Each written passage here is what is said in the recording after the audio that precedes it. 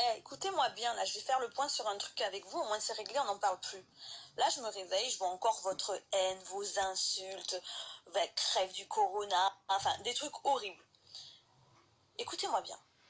Nous, en France, si un Tunisien, demain, pour X raison, dans un moment de panique, il disait « Ouais, la France est pourrie » ou « Ouais, la France est... » Vous croyez que nous, les Français, on va aller voir la personne « Eh, t'as dit que la France est pourrie, crève du corona, j'espère que tu vas mourir, salope, sale pute !» Mais, oh, vous êtes des extrémistes. On dirait que j'ai insulté vos mères ou vos grands-mères. Calmez-vous, j'ai juste dit un mot. Vous êtes pathétique. On souhaite pas la mort aux gens, on souhaite pas la maladie aux gens. Pour des choses aussi peu graves. Oh, vous me sortez toute l'encyclopédie de la Tunisie pour un mot que j'ai dit, mais vous êtes des grands malades. Alors, écoutez-moi bien. On parle que des points négatifs de ce que j'ai dit, mais vous savez ce que j'ai fait dans votre pays, en Tunisie? J'étais devant l'ambassade, on était tous entassés comme des chiens parce que l'ambassade de France ne nous a pas laissé rentrer, et j'avais des gens devant. Donc devant l'ambassade, il y avait une famille qui pleurait parce que ils n'avaient pas les sous pour se payer l'hôtel ou à manger, parce qu'ils avaient économisé toute l'année pour partir en vacances et qu'ils ne pouvaient pas rester un mois bloqués dans le pays. Un mois à être logé et à manger, ils ne pouvaient pas. Et je voyais cet homme de famille pleurer.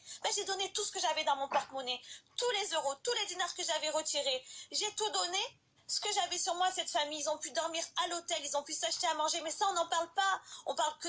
Je reçois des milliers d'insultes. Vous voulez être odieux avec moi? Je vais être odieuse avec vous. Vous savez ce que vous êtes en train de faire là? Vous faites juste exploser mes statistiques Instagram. Ce qui fait que j'ai toutes les marques qui m'écrivent et qui veulent me payer encore plus cher pour faire des placements de produits. Donc en fait, votre haine, elle m'enrichit. Et finalement, quand je me pose, il n'y a que deux choses qui comptent dans ma vie, c'est que bon, mes proches soient en bonne santé et d'être blindés.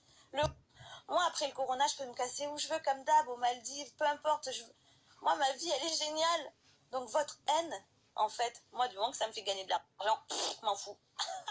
À quel moment dans ta vie tu prends le temps pour aller sur la photo de quelqu'un, décharger de la haine, l'insulter?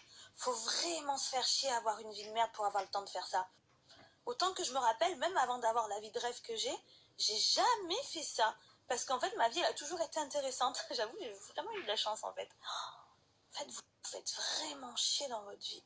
Attends, j'imagine. Là, je vais sur le compte de quelqu'un, je l'insulte. Mais quelle perte de temps. Là, je m'imagine faire ça, mais...